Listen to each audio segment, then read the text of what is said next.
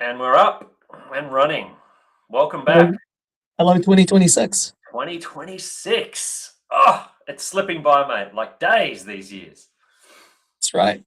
That's How was right. Well, your TV? Did you get some time off, mate? I did. I was in Thailand. I was in Bangkok and Koh Samui for 2 weeks. Mm-hmm. Super chill. Nice. Um, yeah, enjoying the weather, and I'm slowly losing the weight that I put on. that's a Christmas privilege, right? Like those extra couple of kilos mean you've had a holiday. Yeah. How's your summer?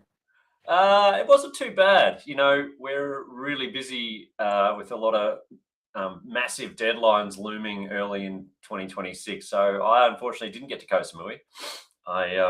I stayed here in Auckland in the beautiful, sunny, wild, tropical weather that we had, and pretty much worked right through. So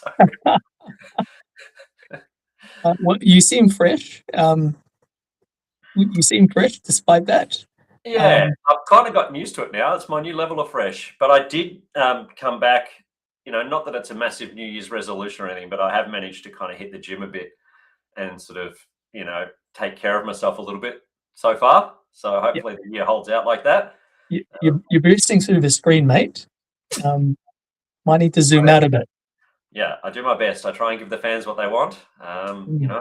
It's a tough Well, job. Everybody's got to do it. for any new fans of the show, introductions. The handsome guy wearing the Avatars Global shirt, Trevor Topfer. He's executive director of Blockchain New Zealand, and he's also co-founder and CEO of Avatars Global, a leading AI software development company. And Me, I'm the guy to my right is Ace Brian Ventura, yeah, or BV as we like to call him, not BV. BVI. BV is a leading fintech lawyer here in New Zealand, specialising in crypto and blockchain, and also the deputy chair of Blockchain New Zealand. And I have the great pleasure of working with Brian on a lot of occasions. And this is our fun outlet, right? This is the hour every week or so that we get to do not work stuff and just let ourselves loose. So always a pleasure to get on the Always. Affairs podcast. And today's is easily been the most popular or highly anticipated episode we've had. So expecting big things from our guest today. So fireworks. Some fireworks. We had some technical difficulties. We got off to a little bit of a slow start, different internet challenges. And as Yeah, you can see, Brian's no longer poolside in Queenstown. He yeah. is definitely in the office and on mobile. Back to reality. Yeah. I'm remaining poolside, just because that's the way we roll. We had some technical challenges. Our guest today joins us Yeah. from a small island community, which we'll get into at some point, no doubt, and has also had a few technical difficulties. So there was a moment there where I didn't think this one was going to happen, but I'm glad we've managed to get it up and off the ground. Yeah. Uh, I mean, Trevor, you were saying off screen that you're going to create some avatars of us and just run the show yourself. I was going to do a monologue. I was literally thinking I'm just going to have to get out here and wax lyrical. I had my guitar ready. I was going to do a little solo performance, maybe pull out some Bob Dylan or something. But I'm sure the viewers are not interested in hearing me butcher Bob Dylan. Far more interested in hearing about what's going on across the region, staying on the Yep. pulse of all things crypto and blockchain. And our guest today literally wrote the fucking book, right? Like, Yep. if there was ever somebody who fits that description, it's our guest today.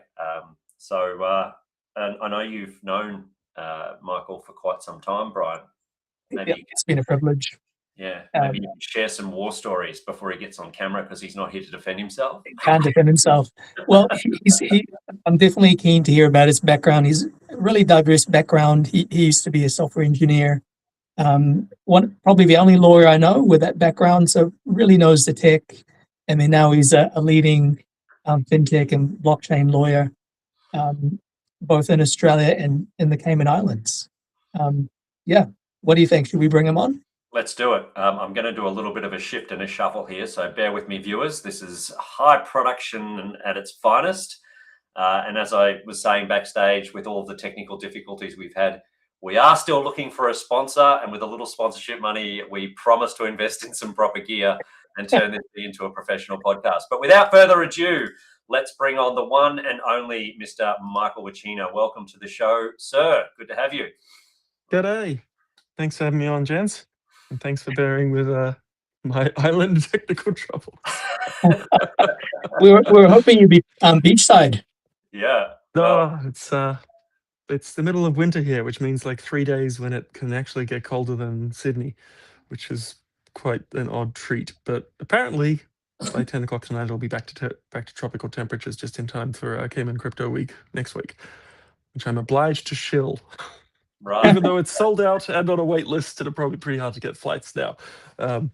It's going to be pretty big next week. But so pleased to come onto what is the best, as I understand it, blockchain podcast in New Zealand, if not Australasia. It's flying up the charts, mate. Our rankings across all of the blockchain podcasts is just it's like a stellar, it's rocket ship stuff, and Raoul Paul is under threat. I know I've been getting some bad DMs from him. Raoul, stop DMing me, please, mate. It's embarrassing. If you don't stop, I'll be forced to share them with our audience. So yeah. Cayman Crypto Week, that sounds like, some people's idea of the afterlife, right? Like, this is, I've died and gone to heaven. Tell us a little bit about what happens at Cayman Crypto Week for that. Yeah. Well, it's the second only one that's been run. It was sort of a pilot one that was run prior to I joined the organisation as deputy chair last year. Previously, I was chair of Digital Economy Council of Australia, which was formerly Blockchain Australia. So once I got here, I was roped into helping on the advocacy side, and notwithstanding that we set the date before Consensus Hong Kong date was announced, which caused a little bit of consternation. It's been completely sold out with triple-digit wait list, which is I'm blown away by the interest and excitement, and have been fielding messages for the last couple of weeks saying, "How do we get tickets? How do we get tickets?" So and the side events are, it's not. I'm not going to pretend it's like Token or Consensus with hundreds of side events, but certainly it's a pretty packed out schedule of people visiting Cayman and taking in all the excitement. But there's a fantastic Web3 community here, and the last few years I've seen heaps of projects putting more and more boots on the ground on Cayman. So back in 2016, 17, when foundations first came out, foundations set up here with independent directors, but they didn't have much in the way of operational staff. But in that period of time since, a whole bunch of lawyers, accountants, others who've been crypto natives or savvy to it have been moving in and learning and becoming experts. So now there's service providers doing DAO management and project development and assistance on island, and a really amazing community. So there's weekly meetups where there's just surprising turnouts. I was talking with a Vault credit card provider, which we've just onboarded with the other day, and 25 of their 30 staff are full-time here on island. Wow. And then the rest are between the US and the UK. So it's quite impressive. It's actually much more people on island than I thought, Web3 and crypto based. And I've probably almost tipped over 18 months here since I came over from Sydney and passed the reins at my old law firm, Piper Alderman, to Stephen Pettigrove there, who is also, you should say, is co-author of books. So he kind of also wrote the book. There's my bookshelf book. Yep. And my sister did the art. I've got a shout out to my great sister, awesome sister.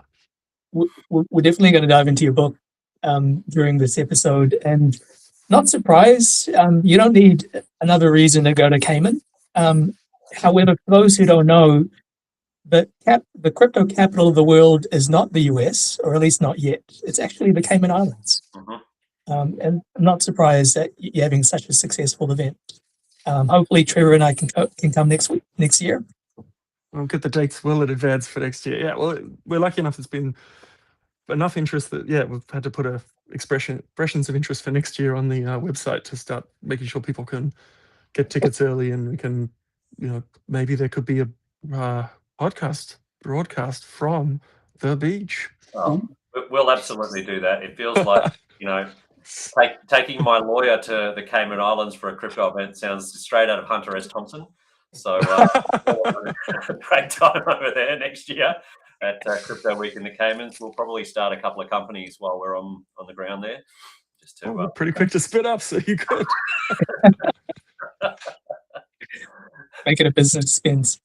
We, for those who don't know, we usually start our show asking our guests, what was their red pill moment? It's a Matrix reference.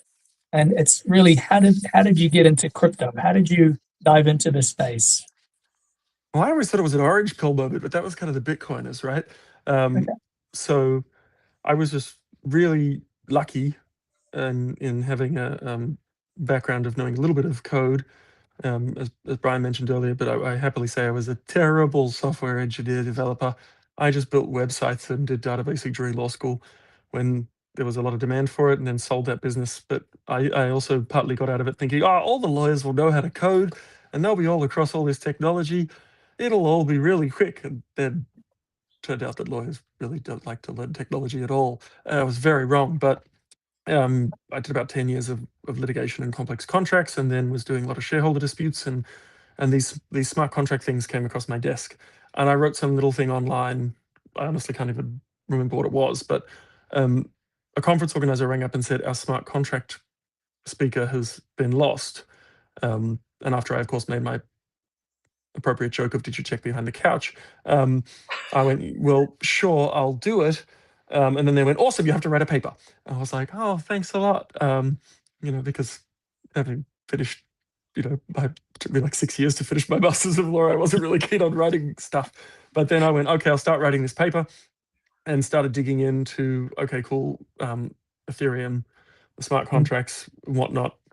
I then rang up my assistant, told her to cancel everything for the next 3 days, then rang up my other buddy and said, how the hell do I buy this stuff? And he was like, oh, some I'll sell you. And then to this day, he still gives me crap because he didn't replace what he sold me. And that was, at ETH $50. So it was back in the good old days. So I went pretty hardcore on that, got up, gave a talk to a bunch of lawyers, and then a bunch of them came over and said, you're saying words our clients are saying, why don't you look after them? So just right place, right time, ended up with a bunch of amazingly interesting Aussie projects right at the early days, and then realized that most other lawyers were afraid of technology and didn't understand it, or were a bit worried about the regulatory position around it. And I was also fortunate enough to be located quite near a guy who wrote the book on managed investment schemes, which is no doubt there's a similar thing in New Zealand, but that's sort of like was the original question: are these things just managed investment schemes? And he's like a giant in the space, and we spent 4 or 5 hours going through everything, and he said, no, they're not.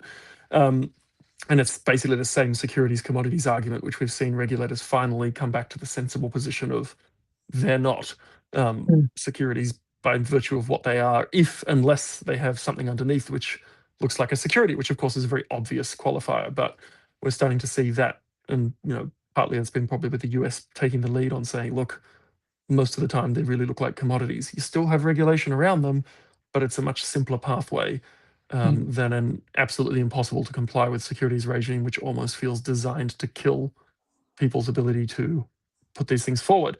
So that was kind of my accidental stumbling into it moment, which was just pure chance. And then really getting that feeling that this felt kind of like the internet again, and having built out websites and whatnot, and becoming a lawyer at the end of the .com boom, kind of felt like, oh, I've missed that big wave. That would have been so much fun. I just sort of got that same feeling as might take 5 to 15 years to change the world, but instead of just doing contracts and mergers and acquisitions and lawsuits and fighting in court, I could be part of something that actually, I'll look back on at the end of my career and go, wow, we actually, helped put some stuff in that changed stuff in a meaningful way, which is frankly made it the most fun to be involved in, and seeing things take hold with, blockchain tech rolling into financial markets and being used, the rise of stable coins. It's just, that's kind of the awesome stuff that anyone involved in advocacy groups lives for, and certainly helping a project succeed is super, super satisfying from my end. What a great story. Definitely different to a lot of the other ones. Brian and I had very different red pill moments than that. I love the idea that, you knew one thing, everybody else knew nothing, so you're the expert and you're suddenly writing a paper, and then a few years tick by and then you literally are the expert writing the book on the industry. So you sort of, backfill, right? Yes, that's me. And then, shit, I better backfill this thing up. Well, I literally started writing that. I started writing my blog because a politician asked me, what's a good place to get news sources for crypto stuff? And I didn't want to give her any shilly price things. So I looked around and was like, oh. Back in those days, it would have been Twitter. Yeah, I was like, there really isn't anything. Okay, fine. So I got the Piper's team to start writing content, and then we got pushed into making it into a blog because we were burying the law firm website with too much crypto content. And then my blog, and then even though I've left Australia, the old team at Piper still basically writes to that blog as well. We just kept it going, and it ticks along. So I put up a couple of things a week that's of interest to me. But same thing. And then I thought, look, there's no real case law. There's nothing to guide judges. Okay, I'll just fine. LexisNexis came knocking and said, would you write the book? And I went, I can't say no to them. They're, for the non-lawyer people, they're sort of one of the two big legal publishers who, if they say, would you like to write a book, you don't say no, because it's such a great platform. So we've just got to some points of greenlighting another country for the book, and there's 2 other countries on the list. So it was grueling and brutal to write, but hopefully these other country versions will be slightly easier to write. But if all goes to plan, this will hopefully be not just the book for Australia, but we'll have another bunch of countries under our belts. Maybe Brian wants to join in as a co-author, and we can pitch a New Zealand version. Happy to. It'll be a short read. It's pretty simple in New Zealand. Just a picture of your smiling face. Call me.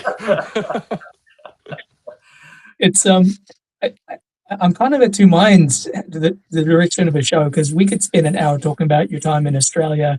You built the blockchain and fintech practice at Piper Alderman. You were chair of DECA, and then you're also on the board for longer than that. And then now you've kind of got version 2.0 of Michael Bacina and Cayman. I guess we'll leave it to you, Michael. Where do you want to go? Well, it's your podcast. I can't hijack it. You know your audience best. So, where can I add value or bring alpha to people? I'm probably a bit more plugged in internationally these days. Yeah, I'd love to dive into the book. I think that's such a great starting point. It's a huge, this is an industry where the window on it's closing. But if you got into this industry, say 3, 4, 5 years ago, there was so much opportunity to be driving the industry forward, to be such a major participant in it, and so many people have built careers around that moment, right? Like you say, it was almost like, I remember I've been in tech my entire career. I can distinctly remember being a commerce student at university, studying commerce, and logging into this thing called the internet for the first time, and then immediately dropping out of commerce and doing computer science. It's one of those moments where it's such a brand new industry. If you get it, you understand how much it's going to impact global systems. I talk a lot about blockchain as infrastructure, and use case number 1 is cryptocurrency.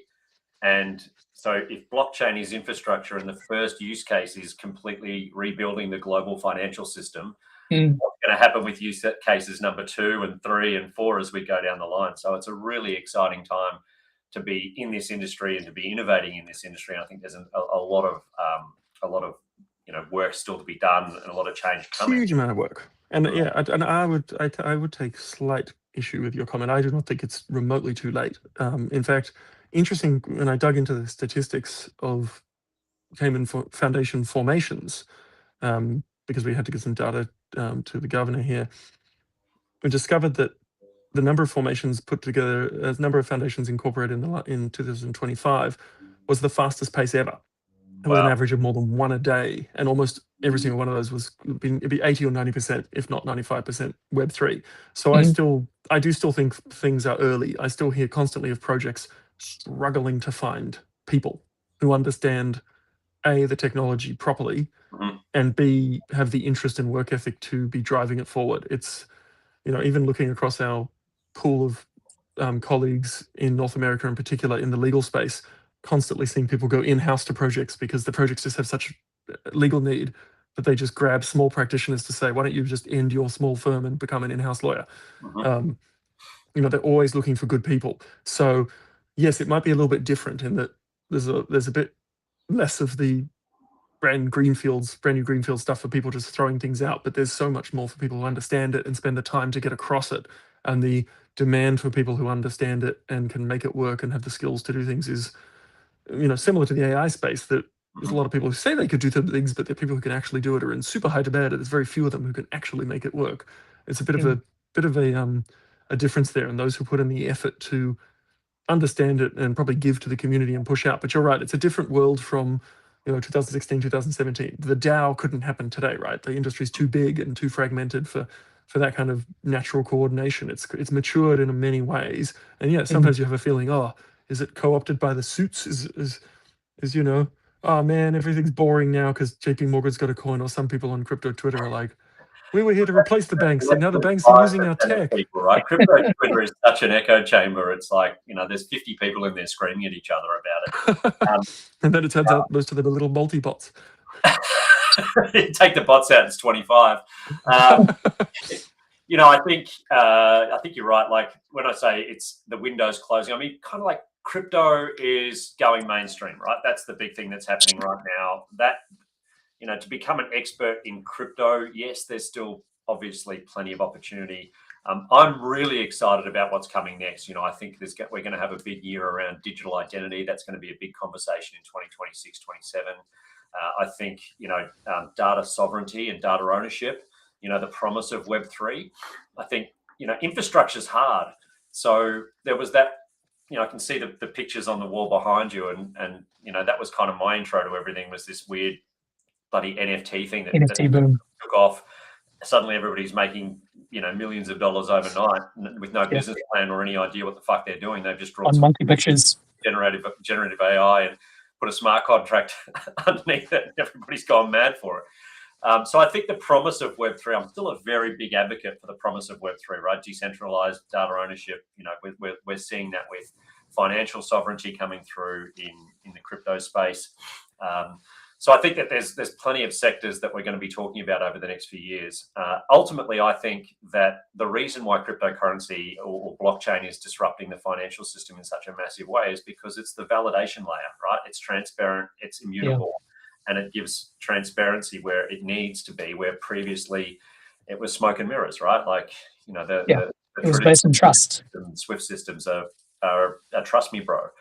And it's ironic that, crypto has been labeled as a giant trust me, bro, and it's all of these sort of bullshit pump and dumps and all these meme coins and stuff. And look, that was the early stages of it all, but it's definitely growing past that fast. So I'd love to hear, like, as you were writing the book, just to pull us back onto the book, what was the part of it that was the most interesting or the most surprising? Like when you were getting into it, what was the bit where you're like, holy shit, this is, this is eye-opening?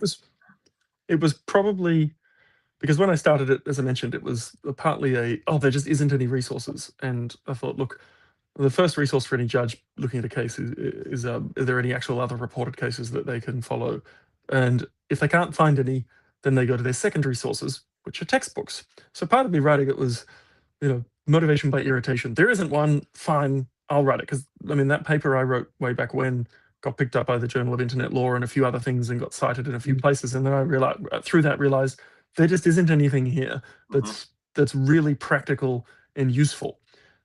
So digging into all of the case law, particularly around crypto and whether it should be recognized as property chapter is probably my most favorite, because I really love case law and it's fun to read. So yes, I'm one of those nerdy people. I read terms and conditions and such, and I love contract stuff. So digging into realizing how many judges are getting sophisticated fast and coming out with really useful stuff. The Cryptopia case decision in New Zealand is constantly cited because it was really early.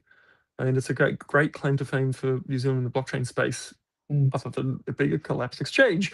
A lot of those early insolvency cases really created useful principles to drive forward. Frankly, none of the securities laws ones did, because they were usually US-centric and not really applicable. But the common law decisions tackling these really hard problems around what the hell is this? How should we deal with it? And those are really fundamental, because as you say, when you have a validation layer, the law needs to understand what it is. I've had many a debate on stage with people about code is law kind of stuff, and it's all nonsense. It's not law, and it never will be recognized by the courts as law, and that's just that. But getting the courts to recognize what's meaningful enough to be enforced when you need to enforce it is really important. I mean, I spent a good chunk of the last week chasing a few $1 million across the blockchain trying to get it frozen, and you still have literally people picking up the phone to talk to each other who might have access to people with kill switches and free switches on certain tokens, that they will not wait for a court order because they know it's too important. If there's enough evidence of someone doing something wrong, they will freeze stuff up, which is funny because it also, weirdly, in dealing with one of the most regulated stablecoin issuers, they wouldn't block anything without a US domesticated judgment, or oddly, a French law judgment. Don't know why French got a special mention in that. I won't identify who they are. But then the other, far less reputable stablecoin issuer will freeze stuff up on the back of a police phone call.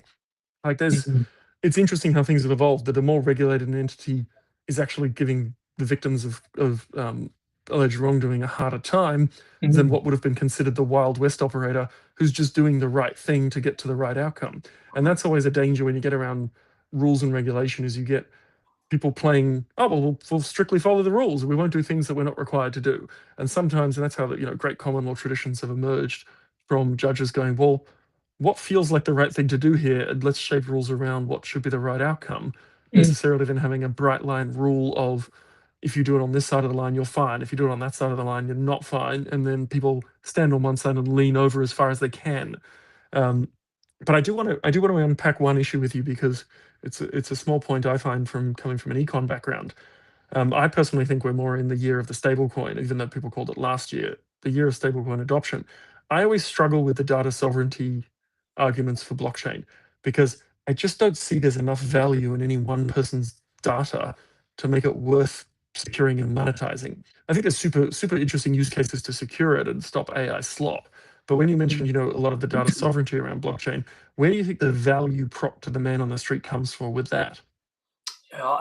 Honestly, I think it's very tightly linked to digital identity for me. So it's about my data being mine, and I get to select who I share it with, and the rules in which my data is used. So less about monetization, although there's always that, people who are building a wealth of IP, which is technically my data as well, will always find ways to monetize. But I think about something simple like my health record. Like, that should be something I can take with me anywhere in the world and share it with anyone I want. If I'm sick in the Cayman Islands because I've been 15 margaritas in on the first night of crypto week, and I need to go to a doctor, I should be able to share my medical record with that doctor. And it shouldn't just be, I had an operation 5 years ago and I can't really remember what the outcome was, or these very loose sort of things that we kind of live with on a day-to-day. I know that's a utopian state, but it starts with that sense of data sovereignty, and again, I think the most valuable data I own is my identity, right? I mean, all three of us here have probably been touched closely by somebody who's been a victim of or affected by, identity theft. Yeah. And so why do I need to prove, I get the banks call me all the time. Well, I try not to talk to banks. I try to talk to them as little as possible. But when I do have to talk to the bank, I get this phone call saying, "Hi, it's Jackie from Westpac Bank here. Can you give me your first name, your last name, your date of birth, blah, blah, blah." I'm like, "Well, who the fuck are you? You give me your name and date of birth and everything. I don't need to know if you're from Westpac. You're just assuming that I trust you." And so now I've flipped the switch and said, well, you've got to validate that you are from Westpac and that you're not some guy in sub-Saharan Africa who's trying to get my mother's, maiden name and my date of birth and things so that they can hack my identity and steal it and run a large scale scam. So I think that there's those little things where data sovereignty, and it might not be a case of like financial sovereignty where, not your keys, not your crypto, or all of your kind of value has to be protected and you have to be a highly skilled kind of actor. I think it's more just a case of, you've got a digital identity, your identity is controlled by that. As a user, you probably don't even care or even know that that's the case. But at an infrastructure level, I think it's very important that we move away from this kind of, I've got to give Facebook my ID, I've got to give Google my ID, I've got to give the bank my ID, hospital my ID, I've got to give, the next door neighbor's cat my bloody ID, all of this sort of stuff is just, it's a broken system, right? And we've all seen how quickly these huge companies are growing off the back of monetizing and leveraging my personal information. Well, yeah, Hester Peirce of the SEC made a comment, I think it was a couple of weeks ago, about the US banking system, and sort of was, I think she posed it as a bit of a mangling her quote, but it was to the effect of, I don't think we intended to set out to make a banking system that was mostly an AML and identity collection system. And actually there's one of the most interesting points, which I had to research for the AML chapter of my book, which I probably should look up so I get the numbers right. But the effect of the numbers I located was that in the UK, the cost of, here we are, the amount of money laundering. Yeah, join me for a fireside reading of my book. So the amount of money laundering in the UK, money laundering globally is estimated at 2 to 5% of GDP. So a pretty big range. So somewhere between US 800 million and 2 trillion. 40% of the illicit activity is in the United States and United Kingdom, which is a lot. There's a couple of states there which are kind of have reputationally loose rules.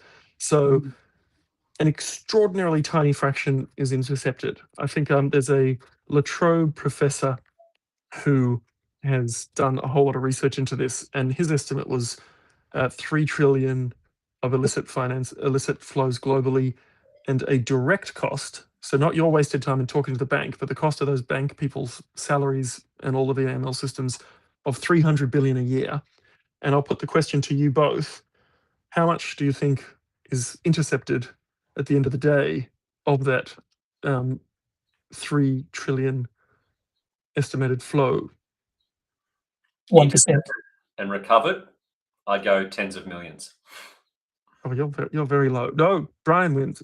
It's 3 billion. So from a 300 billion direct cost, your recovery is 3 billion, which is a 1% ROI. Now, in fairness, if you didn't have a system at all, you might argue the illicit economy would grow bigger. But when you're talking about those numbers, my gut feeling, based on nothing, is the illicit economy is about the size the illicit economy is going to be. And I have a funny feeling that all these checks in the world are not making an impact referable to their cost. So my original point was, in the UK, the cost of the AML programs and systems are reported to exceed the size of the illicit economy. So there's more money spent on AML officers and checking IDs than the criminals are earning in their crime, which to my view means that's a policy that needs reviewing. Yes, the blockchain solution and zero knowledge proof for ID is a perfect candidate, because being able to share that you are who you say you are without handing over your ID and having a risk of ID theft is an instant cost saver. And I think we're going to see that in the next 3 to 5 years. I mean, we're seeing it here because the Cayman Islands, for all of the jokes of the firm and other movies and whatever, is massive on AML compliance. We probably spend 20% of our days dealing with it, if not more. So the amount of tax reporting and ID reporting here, if people want to come and hide assets in the Cayman Islands, it's a great place if you want to get arrested for doing that. It's like committing crime on a blockchain. You're going to have a bad time and you're going to be caught. It will eventually catch up with you. But it's quite interesting because exactly, because Australia is about to go into tranche 2 of the AML reforms. And Brian, is New Zealand being caught in tranche 2 as well? I can't recall. And I'm also I think you will maneuvering some background noise. Yeah, I can't recall. Okay. Yeah. So for those at home, tranche 2 is essentially making lawyers and accountants and real estate agents collect all that nasty information that the bank rings up Trevor and hassles him about, which should actually be useful in some cases if someone, for those rare times someone was trying to money launder through a lawyer or an accountant, but will also have this incredible cost. So it'll be very interesting to see how the firms, in particularly Australia and New Zealand, having the chance of not doing it the old-fashioned manual way, but having a chance to use the same kind of technology that crypto exchanges use. Crypto has done probably more for streamlining AML compliance than any other industry, 100%. because the people building the exchanges just said, no way, Jose, we can't have bank style come in and see you. We don't have branches. Yeah. We need our users who are hot right now, who are ready to trade, who are ready to do their work. It needs to be a fast onboarding, right? Correct. Yeah. So it's kind of weird that people look at, oh, what's crypto and blockchain done? And the answer might very well be, well, one of the biggest impacts is putting normal TradFi into incredible onboarding systems that actually are efficient and more secure for your data. I mean, systems where someone can hold a passport against their phone and the phone verifies the passport is valid were unheard of 5 years ago, and that probably stops more because if someone steals your ID and they can't put your passport against a telephone to have the chip read, that just stops that kind of ID theft cold. So I think hopefully we'll see way better automation of systems. The danger is the usual regulation creep. Oh, it's faster and cheaper to meet that regulation. Let's make them do more things.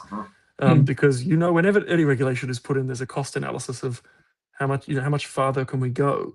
How much information do you need to get a driver's license or whatnot, and so how far is reasonable. So if everything becomes cheaper to comply with, there is a big incentive for an industry that makes a lot of money and does a lot of work to say, well, why don't we do these extra things? Let's rig up Trevor and hassle him about stuff he wasn't hassled about before. And it's all the middlemen, right? Like all of these legacy systems have got incumbent people who are clipping the ticket on the way through. They've been there for a long time. They're very happy to be, stable. It's the same with the financial system. I get just payments, right? I get very frustrated when I have to deal with the bank. I've got clients in the UAE, and they pay us. They get hit because they have to transfer from local currency into USD, and then I get hit because I've got to transfer from USD to NZD. It goes through a whole bunch of people on the way. We pay transaction fees at both ends, and it takes days for it to go. And I'm like, just send me stablecoin. I'll have it in my wallet in 5 minutes, and it'll cost us pennies on the dollar in comparison in terms of transaction fees and challenges. And so 100%. I think about that and I go, I wonder how long it's going to take for all of those incumbents that are currently clipping the ticket on the Swift rails before they start figuring out how to clip the ticket on the blockchain rail, right? Like that's... Well, Swift have effectively developed their own rival to their own system, and Western Union have got in on it. You're right. The traditional payment rail companies have worked that out and gone, we need to be able to move to this so that we can essentially preserve the margin of what it currently is, but then the competing forces will push it down. And you're 100% right. We had a international wire we had to send the other day, and the people in London had given the wrong, like 1 digit wrong on this Swift, on the Swift code. So of course it got rejected with $100 US charge to us for the privilege of having our transaction rejected, and you can't do anything about these. So you have the normal fee you're getting hit. To receive money, I think in Cayman you end up paying what, $10 every time or something as a fee for the privilege of receiving someone's money, and they're paying as well on their side. So Forex was always the first place, as Trevor pointed out, the first use case, and I think that's moving more and more. So the rise of stablecoins this year, that's when I think you'll see that the adoption is working, is that traditional FX is rapidly vanishing into RippleNet or boring stablecoins. It's the perfect use case. It adds better value. You don't lose any real security over it. And then you have the people off-ramping at low cost at each sort of end point. So that's been long overdue to be coming through disrupted in a major way. I mean, you've also got offerings like Relay Pay is an interesting little one as well. I don't know if they're operating in New Zealand yet, but I use them heavily at Piper's, and they not to shill them. I have no ownership or connection. It's just I know the founders and we use them, and they were great. We're more than happy to entertain a conversation about that. Sorry, mate. But they still charge. I think their fee's still 1% or something. But they'll let your customer pay in 20 different cryptocurrencies, flip it to cash, and put it in your bank account, which is again very, very simple use case. Even at a 1% cost, it's still better than international wires, and you'd expect it to be growing even faster than it is. But there's other services. Lots of crypto exchanges have put receive payment rails on their accounts to try and bring that along, and then you've got these credit card off ramps for people to spend stable coins. So we've seen that in the last 12 months. So many different crypto credit cards coming out, and that's those interfaces into the fiat world from crypto are really, really interesting, because I think they're the signal that suddenly your adoption takes off massively when everyone can move it around. So I'm really excited about the US banks in particular pushing to issue stablecoins. Because remember, I don't know if you guys had heard or your listeners had heard that 2 Australian banks of the big 4 rolled out stablecoins inside pilots. And one of the big 4 banks had a crypto exchange inside their internet banking running as a alpha pilot, and it was shut down. And that was in the depths of the Gary Gensler days. And the team from one of the Australian banks went off, and then they're now running one of the Aussie stablecoins, because they all basically left because the bank shut it down. So they went, fine, we'll take all of our know-how in our heads and build this ourselves. Yeah, I have heard that those systems, Michael's left. I think we've lost Michael. Technical difficulties. but I have heard that, I won't mention the bank, but one of the big four, as you say, Michael, they have all of the infrastructure. They have oracles in there. They've got all of their stuff sitting there, dormant, waiting for the moment to kind of switch it all on. So it's which not is like great, the banks have been asleep at the wheel. But they've lost their intellectual capital, because the issue was, and you'll meet, if you go to conferences around the world, you meet people who've been at the skunkwork teams inside major banks for years. So yeah, a lot of the big guys have had great exploration teams tinkering on stuff, but then the projects didn't go anywhere, so they left.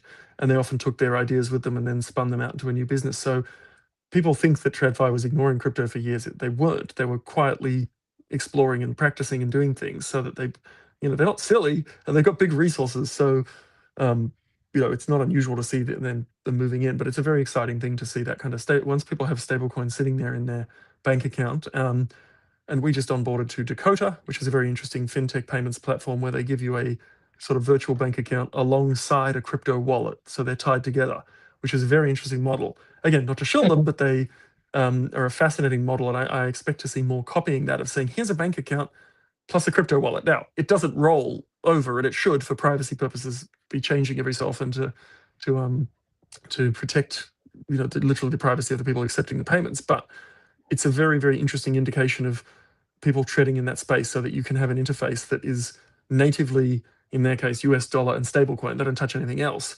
But that's what the other banks are going to look like, right? It'll be saying, oh, here's your cash balance. Do you want to put it into a New Zealand dollar stablecoin or an Aussie dollar stablecoin? And then do you want to access some vaults for returns? Because the banks obviously then they'll have their own vaults, so they'll have their own term deposits. So, I mean, vaults have been a big thing in the last year. We've seen a number of those come up, which I find fascinating from the economic side, right? The ability to have, that excites me. One of the most things about smart contracts going, I've spent goodness knows how many hours of my life doing contract and debt recovery and enforcement as a baby lawyer, and looking at a piece of software that completely eliminates counterparty risk.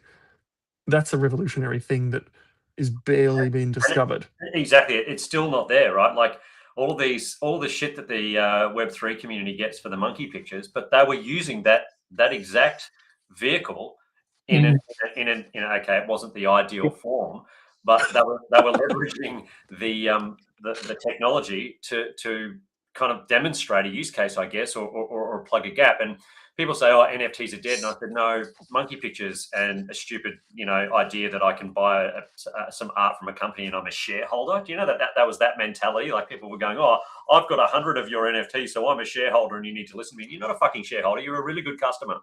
But the NFTs, I think, are coming back with a bang. I talked about 2026 being, the year of digital identity, but I also think 26, 27 is where we see NFTs return, or smart contracts. I should probably be more specific. We see smart contracts coming back into the fore and being deployed in the way that they were supposed to be. So, what does that look like? Well, we've got title back token project happening here in New Zealand for tokenized real estate. So my house title becomes an NFT, and so it should, right? Like it's a more efficient and smarter system. And so I'm interested to hear, like, I know you did this quite a bit in your book about, I mean, to some extent it's kind of the core theme through the book. Like, talk a little bit about, what your discovery was of smart contracts and where you see them going and how you're seeing them applied in the work. Well, I really loved, I mean, the Australian Open just finished last weekend, and we were lucky enough to be involved with their NFT project quite a few years back, which ran a couple of years and then was unfortunately discontinued. I think more so because the team sort of moved into different areas, but they did, it was a really exciting time, and it was possibly also taken out by the NFT kind of crashing. But they had a really cool project which they cut the court up into, because they've got that really, if you ever watch the tennis, they have the little replays when the ball's too fast. You don't know if it was in or out, and they have like a little digital thing that shows where the ball landed. They have this awesome tech that can track the ball. So they had the great idea and said, well, let's cut the court into a whole bunch of squares, and you could buy the square. Mm-hmm. And then they had the great idea of, well, hang on, why don't we have a prize? If the winning point lands in your square, you get tickets to that match the next year. Mm-hmm. And then each square had randomly generated art, and then they got some actual artists to do some art balls as well. And my sister did one day. I might buy hers back if they get cheap enough. And they did something like, if you had one of their NFTs, you also got, you could claim a double pass to the precinct. And so they rolled in so much value. And I think that it was maybe a messaging or advertising problem, because the price of the art balls at one point fell below the cost of buying precinct tickets. So you could buy one of these and immediately cash it in for tickets to the Australian Open's precinct, not to the actual courtside, but inside the little area where they have giant screens and bands and promotions, which was really cool. That was a fantastic, huge brand activation where they saw a lot of press from it. They completely sold it out 2 years in a row. I, helped with it, but they went and bought all the ones that looked like real tennis balls because I just kind of was having a fun collection. I don't quite know how much money I spent on those, but it wasn't too bad. It was a bit of fun. But having these things that were digitally ownable and came with cool benefits, that was where I've always seen NFTs working, when the UX is good enough that you don't really know that it's an NFT. And they were actually getting pretty good on how they were doing it, that you could just get it and use it like a ticket. Like I still love the idea of economically an artist selling all of their tickets to their show available for resale. You can't do that in Australia because there's scalping rules that say you can only sell it with a 10% markup. And I think you can only sell it once. So, but it seems to me that economically, an artist could come along, and the problem is the expenditure on the stadiums and actually putting this huge capital cost down to run a show. And they sell tickets to make sure, and that's why they say, oh, we've added another show. It's not usually because it's popular enough. It's usually they sold enough tickets that they could justify the expense of sort of having the risk of another show and selling it out. But they always have this pricing problem of they have to pick these different price levels to sell it at. And then the secondary market's fascinating for things like StubHub, where you can go and buy tickets really cheap. And they're centralized, but I've always think ticketing is a perfect one. So markets like the US, where for StubHub, you could go last minute to buy tickets to baseball and stuff. And people literally have them set up to sell for $5 because they're not using them. And it's a day before the game, and they'd rather take the $5 and pay StubHub 50% of it or something, and someone use the seat, then no one have it. But I think there's a really real opportunity, not just on secondary. I think the primary sales of these things where you could sell them cheaper overall and just let the market trade them and then take a clip, because then, everyone's a scalper, so it feels dirty. Yep. But it's also very why shouldn't the artist honest. or the promoter who's taking all the risk be the scalper, right? So, well, that's the point. They could then sell out for the price that makes it work, and then make money on the secondary market with whatever the clip is there, and then they actually can put on more shows, because even if they sold out every single show at almost the price it costs to run it, they could put on the maximum number of shows up front, give everyone maximum choice. It just feels dirty because it always sucks to be feeling like you're dealing with scalpers. It's like when you're buying tickets and kind of feel like secretly the airline is taking advantage of you. And there was one airline, I haven't checked in on it lately, they were called Bondi Air or something, and it's a South American airline, but they were doing that with tickets. So they were selling the tickets as NFTs and saying, well, you can just resell them to anyone else as long as they can put in their passport and whatever fly. That way they could sell the tickets to make the profit they want to make on the plane. And then anything that comes from a secondary resale of that ticket, they know then they can run the flight because they've sold these tickets at enough of a price, instead of airlines who go, all right, cool, we'll sell it at this price, or they will suddenly bounce. Because if you look at Google Flights and you track any flight, they kind of go up and down, day on, day off, because they're trying to find the price where people will buy them. So there's interesting things that can happen with price discovery once you start pushing these things into a tradable format, as long as the regulators are okay with allowing this trading going on. But like I say, ticket scalping is so toxic in some countries that you can't have it that way, because it's such a different way of doing things, and people will feel like the scalpers will buy them all. But using your point, digital identity means you could restrict it and say, oh, it's a maximum of 3 tickets per person, or 5 tickets per person, and have fair distributions, which are so easily gamed now by scalpers, and bots. who are just buying them up en masse, in a block of tickets or something, in order to, they're making the money. So having something where you just go, fine, it's a genuine lottery system or something like that, it avoids everything selling out in 5 minutes. So there's certain real advantages, but someone's got to make the move to say, well, we can do this, and it's got to make money for them, it's got to make sense for them, or they won't do it. So I always sort of have this balance of the dream of, can we decentralize it massively and make it amazing, balanced out with, well, it's got to be profitable for the people who are running it, which leads, of course, to that joke of like, stop using all these intermediaries over here, welcome to your new intermediary.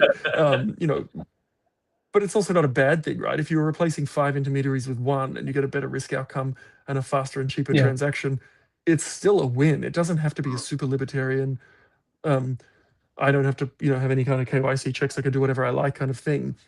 because some of that's just never going to happen for sort of the real world. It's not ready for that yet. It's a long journey to get to those points, but I think you can still have progress. And stable coins coming out of banks, even I've never been philosophically opposed to central bank digital currency. I always thought it was an easy solution for the wholesale problem in the back end, right? Because if all the banks were issuing the same digital currencies, they could suffer a run. If everybody turned up to Bank of what's a New Zealand Bank bank, of New right? Zealand. Bank of New Zealand.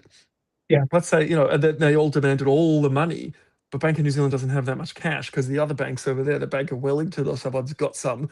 They still need a back end wholesale channel to be able to pay everybody out. So it's a really complicated system, and central bank digital currencies kind of serve a role in a wholesale level.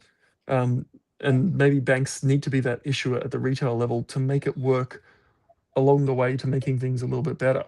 But it's a journey.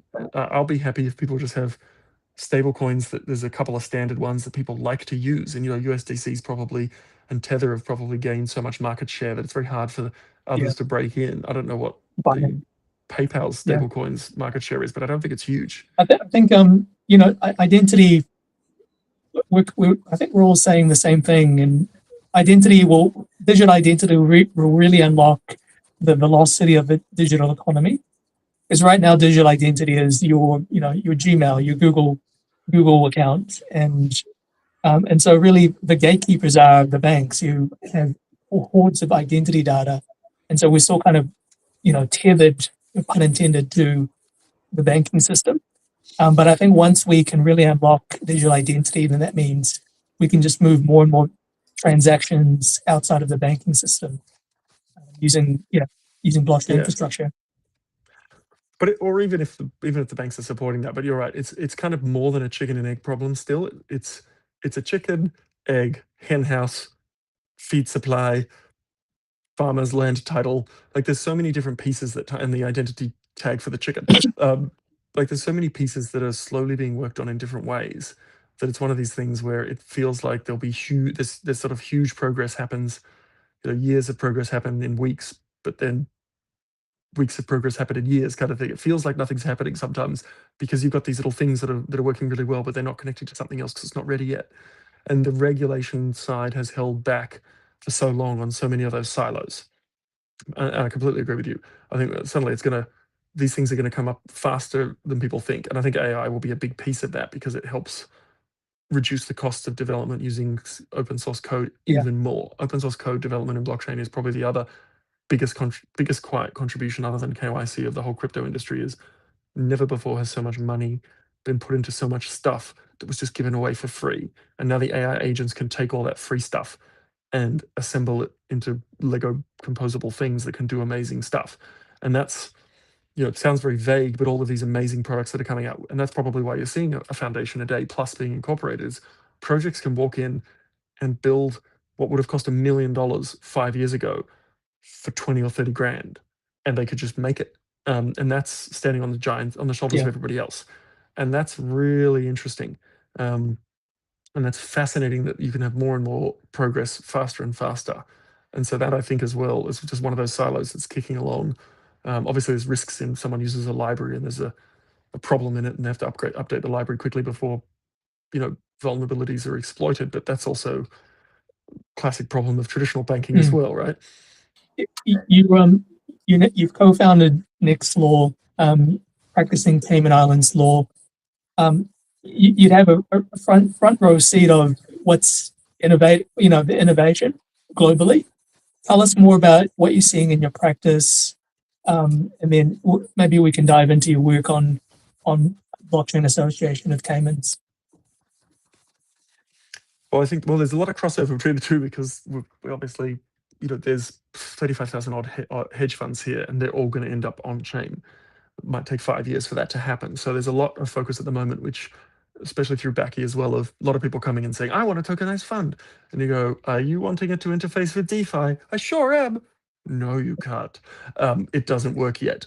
And it may never work. You can have a tokenized fund, which is completely rig-fed in a special walled garden, but then it kind of loses the benefits. You could be ready for when these things are going to be turned on. And so the regulators are still working on making that ready. And that's where you can see that efficiency that I think Trevor mentioned before about, being able to have automated KYC, automated reporting for tax straight back, like all these things that Yeah. cost money that can be made cheaper. And that means more people will be able to launch these things and there'll be more economic activity, which is great. We're still seeing, I suppose, trend-wise, lots of people, like loads of prediction markets have also been a massive thing, and things like the rise of stake.com and gambling.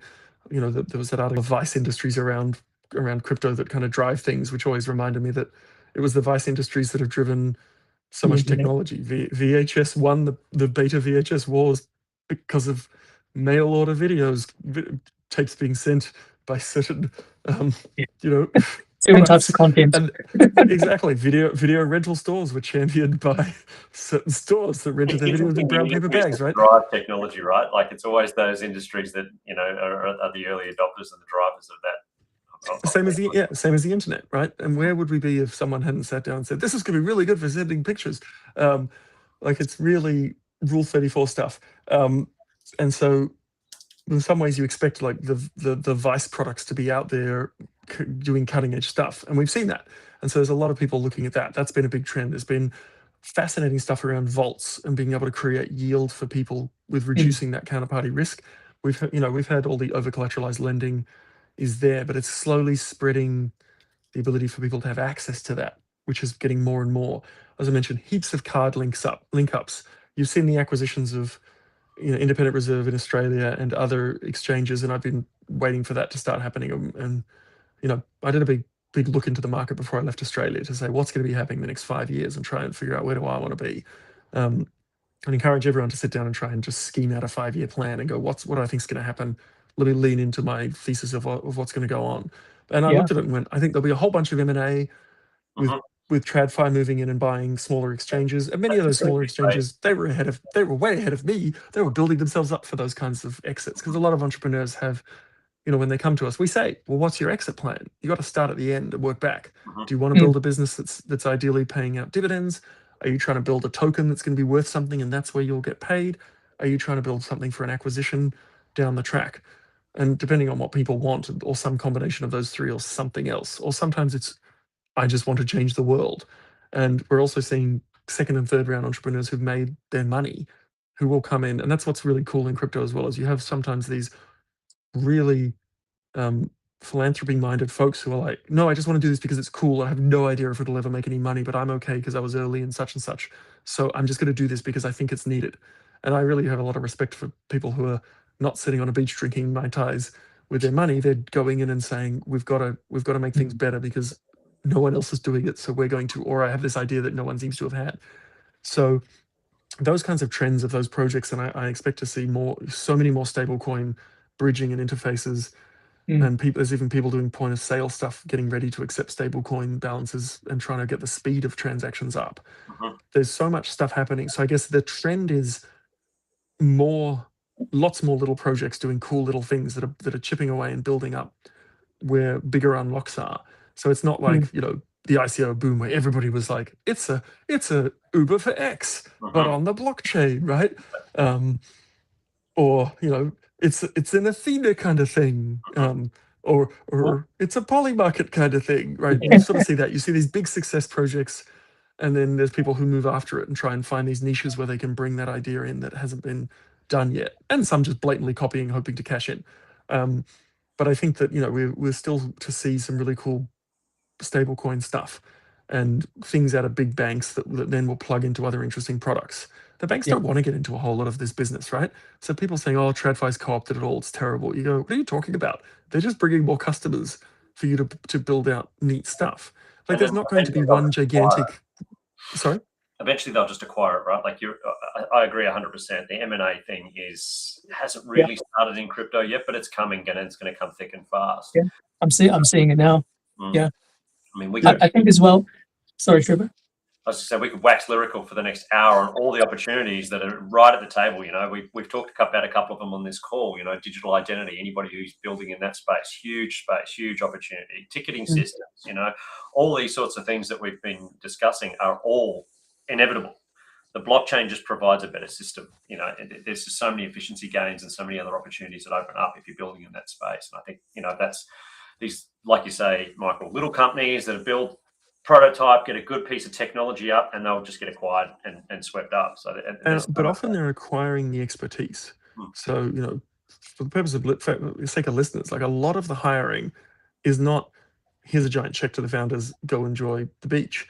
It's we're acquiring you and you're going to work for us for the next 5 years on this because we need your expertise. Or in many cases, we have distribution, you have a cool product. We're going to plug our distribution in and buy a chunk of you so that we can all do, you know, grow the pie. A lot of M&A work is acqui-hire, right?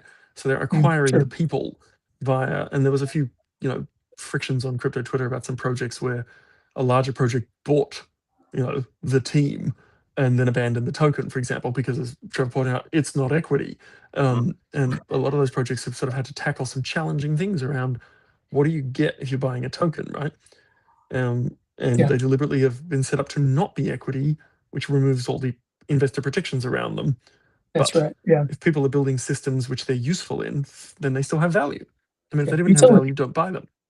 Yeah, exactly. So, you know, there's by no means is the train left the station and the opportunities are finished. The opportunities are just getting bigger and bigger and bigger. And sitting next to this waking up, I'd still call it, market of the US, after being under the paranoia of the Gensler days and people literally not being able to be funded in the US, which is a huge market for VC funding because of people being nervous about regulators. That's thawed. People are still worried about, will there be a backlash in 3 years? So we also see a trend of people saying, we have urgency. We need to move now. We've got 3 years before we have certainty on what everything's going to be treated in a certain way. Scale. If they get the Clarity Act through, that will at least bake in, you know, assume another 3 or 4 years of certainty before, because it takes a long time to change the laws in the US and there's a lot of inertia there. But really, it means there's a huge amount of stuff going on. There's a huge amount of demand for things to move forward fast and to build because they need to reach their sort of Uber size. You know, for those who think they're still operating in the grey, I mean, Uber was blatantly operating in breach of a whole lot of laws for a long time and sort of pioneered the, we'll move fast, break things, and then put out our problems with a money hose down the track. And they managed to make that work. Not on the Cayman Islands. You can't. Uber doesn't exist here. They made it one of the few countries, I think, that successfully beat Uber at kept them out. But like Australia had to buckle and give a taxi plate buyout to like bail out all the people who bought taxi plates that became worthless because Uber just literally got to a size that you couldn't stop them. And so there's sort of like an interesting thing there that crypto's already reached that point in terms of the penetration of users when politicians see the numbers and go, holy moly, it's X percentage of people in these demographics have it, and they're going to be the major voters. They realize they have to take these people's views into account, and so they can't simply take this sort of very negative view. And I think that was the prevailing view for quite a number of years. Was I don't think they realized how fast this was growing amongst younger cohorts, and it was viewed as like a bit of nerdy kids doing things, and then suddenly it became apparent in the US in particular. No, this is actually gigantic. And it's a proper industry, and that's grown up a huge amount in the last few years. We've seen that maturing of the whole space, which is, you know, a fantastic outcome, I think, for everyone, because it's not bad to have higher standards. It's not bad to have people meeting really good governance, so you can trust that they're not rugging. I agree. And, you know, you're talking about politicians. You know, Trevor and I were talking to some really smart politicians in New Zealand last year. And if you talk about thesis, our joint thesis was, you know, crypto platforms, they're going to be digital banks. So treat this like the digital banking industry. It'll be creating new jobs. It could be export driven for the New Zealand economy, because your consumers, your voters, they're moving towards these types of platforms and these asset classes. Yeah, I mean, that's right. The dream, like the people are waking up to decentralized systems and understanding that it's a better model for everyone, and then the demand becomes insatiable, and you know, then you've got these sort of legacy mindsets that are in positions of I guess control or authority to some extent. You know, you've got regulators, you've got policymakers and the like who have spent their entire life working in a single system. And so the idea that something could come along and disrupt that and replace it is just—it's not even on the agenda, right? Like nothing. Well, also banking was the gatekeeper. Like that's how I've had to explain to a few politicians and said, look, historically, banking was your gatekeeper. If someone couldn't get a bank account and set up a company inside a country, they just couldn't access the market. Ergo, countries could sit tight and say, and regulators could say, if you wish to access our market, you do it on our terms and our rules, and this is the price of entry.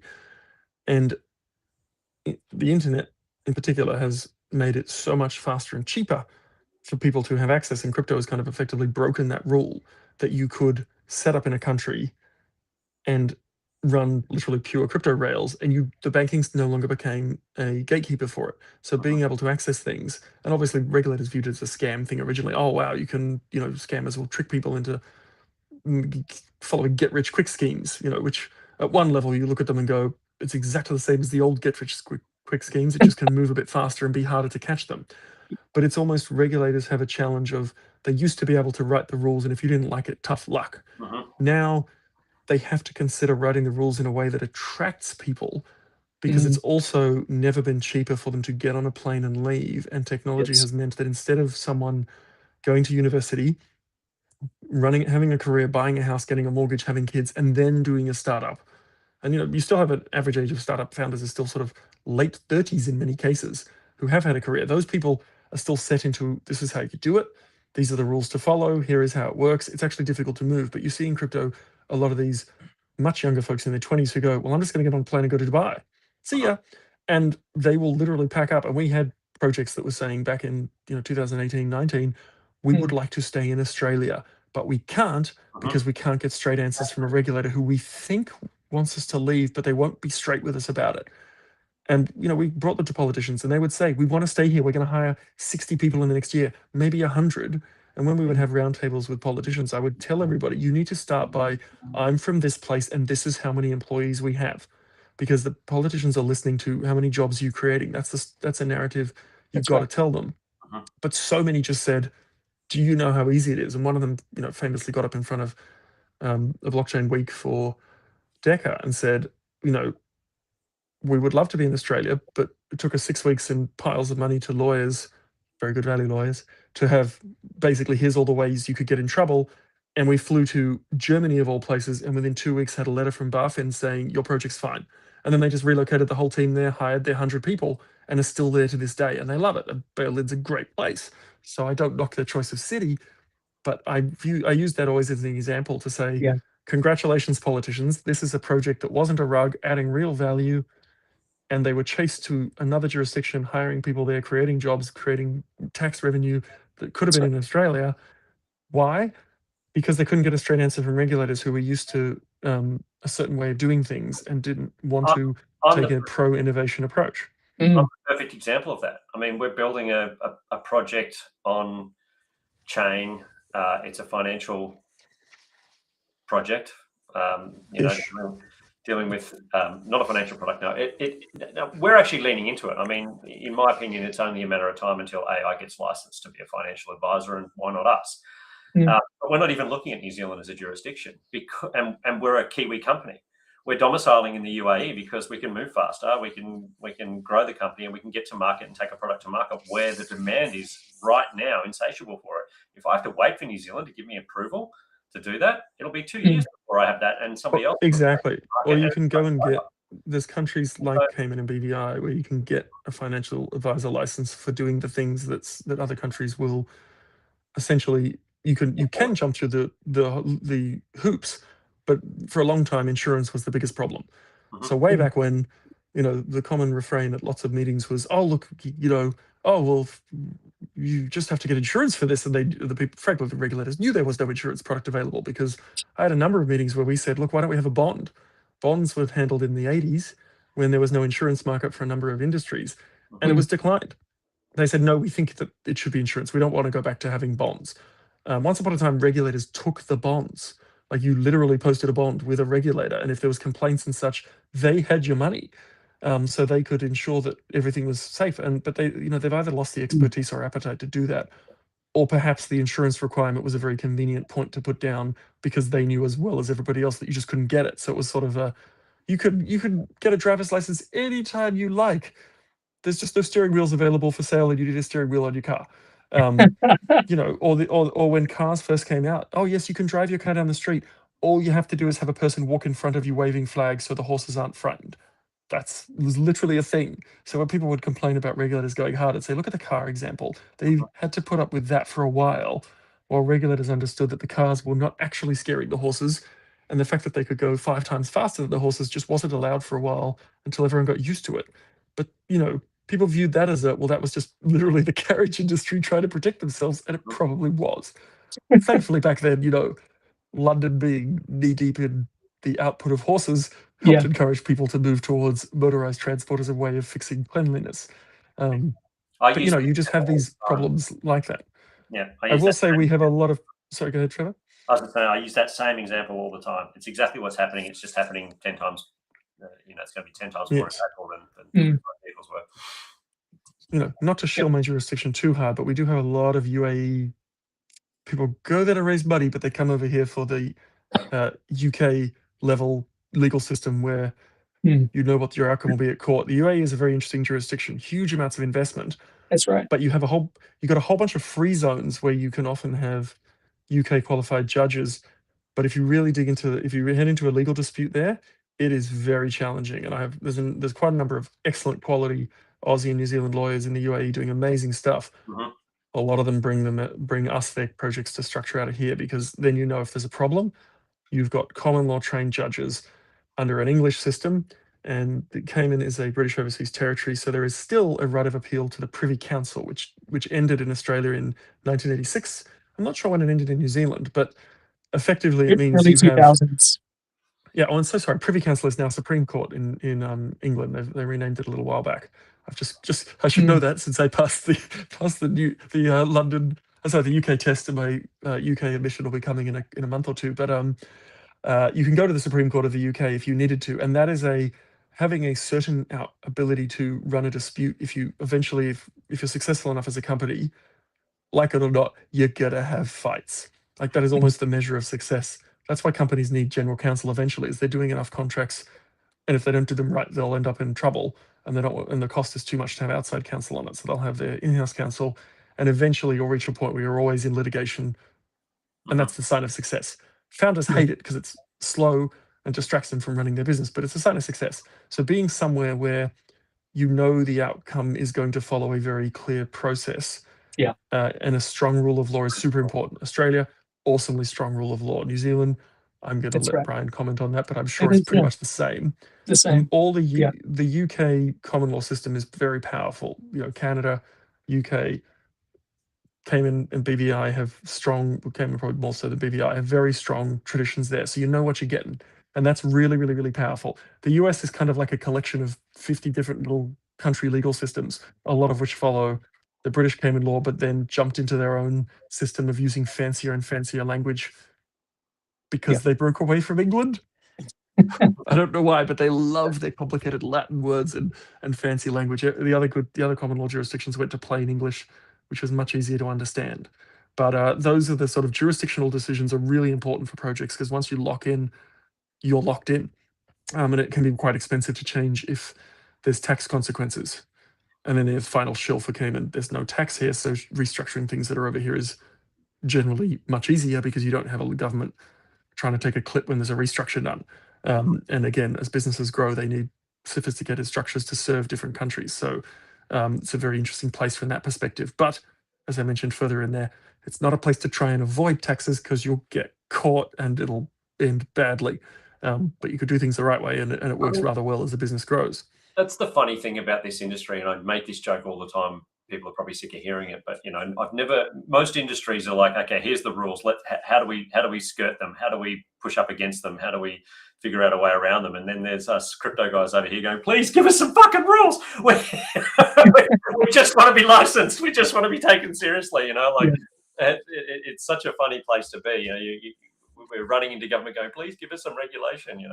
Well, there was an exchange CEO who once amusingly got on a panel, and I won't say who it was, who said, "Regulate me, daddy," and it was the regulator was on stage, and they had been waiting to make that joke. But they were saying, how many industries are out there saying, for the love of God, please put regulation around us. We want it. We just want it sensibly done.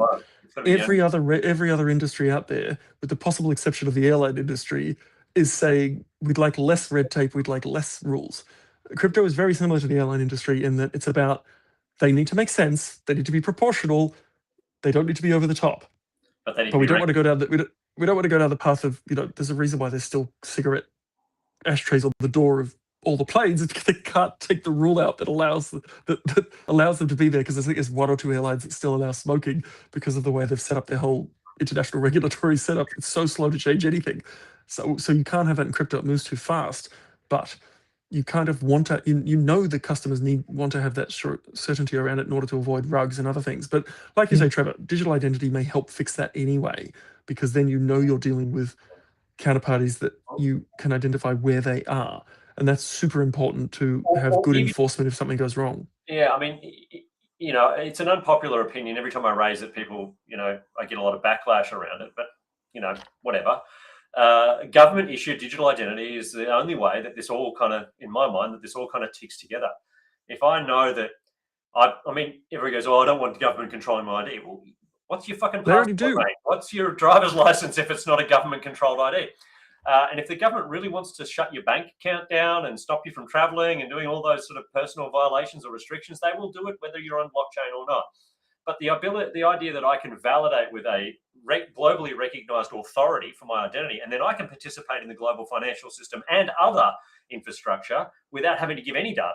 I just connect my identification to your infrastructure, and your infrastructure says, oh, yes, you've been recognized by the New Zealand government. You're okay with us. Off you go. Go and have some fun.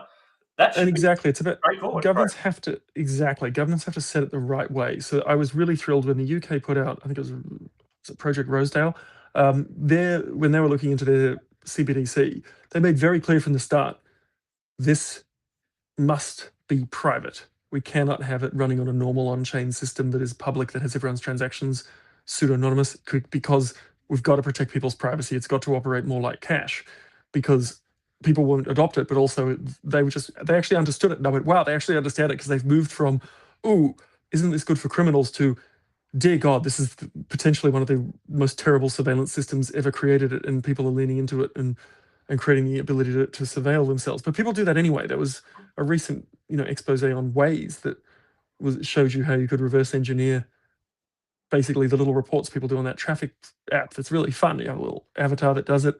But it was publicly reporting every time someone reported anything, which means most people drive the same route to work, to school, to university. So once you have a little bit of data points on someone, you could identify them. And so you could actually reverse engineer. Same deal with crypto wallets. You can reverse engineer. Yes, you can't see who they were paying, but once you start doxing wallets, you can see that, Trevor was paying the bar with his stable coin, and then he was at the medical center the next morning, and then at the vitamin warehouse, and we can infer from that he had a pretty big night. So you can get a lot of inferred information, and AI will only help that information be even faster, right? In order for you to get your drone drops off a pamphlet saying, would you like some vitamin B, Trevor? Here's another drone coming with it. There's those kinds of things are really scary to people because they've watched Black Mirror, but they kind of already happen in many ways just under the hood. And some of it coming out into the fore is really good to have. If government's involved, they're the ones who can actually make rules that are non-commercial and say, like they put all the privacy rules in to say companies have to tell you what they're doing with your data and not do things with it that they haven't said they're going to do, and which is really important, like all the GDPR and privacy rules. Only governments can do that because they're the only ones who say, if you don't do it, we'll issue a fine. So they have a really important role to play, and you're right. They can freeze your bank account now. The court has to be involved. So being able to get a court involved is the check and balance that most countries have. In the case of one large unnamed country possibly had, is still out there. But I mean, those things are freedoms to be cherished and protected. So the rule of law is so important, and checks and balances are so important. Otherwise, yes, it's a dystopian world, but we already would end up there if you don't have those checks and balances already. But I think there will be solutions to that. Zero knowledge proofs are phenomenal, and there's people are realizing how useful they are. And if things go wrong under the Clarity Act in America, they will have created the biggest surveillance system for crypto ever. And I think there's people over there who want that because they love the idea of, oh, we're the benevolent people who can be trusted to do the right thing by having access to everything. And when that happens, sooner or later a bad actor gets in there, or there's even worse, a data leak, and all of that good intentions go out the window. So it's a super hard problem, but I think you can balance it by putting by baking in the programmatic protections to stop people getting to that position of being like Minority Report or one of those scary Hollywood thrillers that freak everybody out. And on that bombshell, I'm just conscious of time. We've been running along, and I've got my mind's going 1,000 miles an hour, Michael. Yeah. I think you and I could probably sit down and wax lyrical for the next 4 hours on this stuff. We could do 4 hours easy. Yeah. We'll need a sequel. Well, we will definitely need a sequel. We say that every episode, but I think on this case, we'll definitely follow through.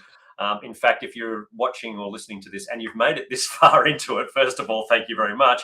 And second of all, drop a comment in below with questions that you might have or topics that you'd love to learn a little bit more about. And we'll definitely get Michael back when he's got some time and dive into that. But before we do say goodbye, I'd love to get any final thoughts. Brian, Michael, any final thoughts for the listeners before we put a bow on this? Yeah. Well, I think it's that things are still so early, right? There's so much to be done. So much to be done. So much opportunity of just figuring out something to be done that's there's value in it, delivering that to people. Mm-hmm. Brian? Yeah. I think we're still really early. To Michael's point, I'm seeing M&A activity in the space in my practice.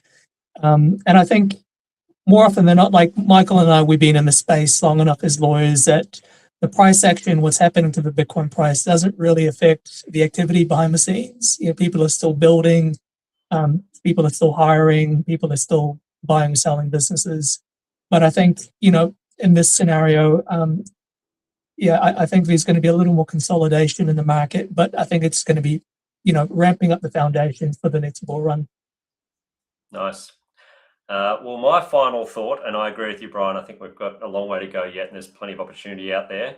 And if you are trying to find and maximize and build and take advantage of that opportunity, the Cayman Islands is probably a good place for you to domicile, and you can contact Michael Bacina, who is a legend and one of the OGs and has probably done more deals and regulatory processes and things in this space than any other living human being. And so you'd be in very, very good hands. And we have thoroughly enjoyed having you on the show, Michael. You're an absolute legend and a rock star, and I look forward to catching up with you again very soon. Thanks, Thank Michael. you so much, guys. It's been a pleasure to be on. Have a fantastic day. Yeah. See you later, everybody. Bye for now.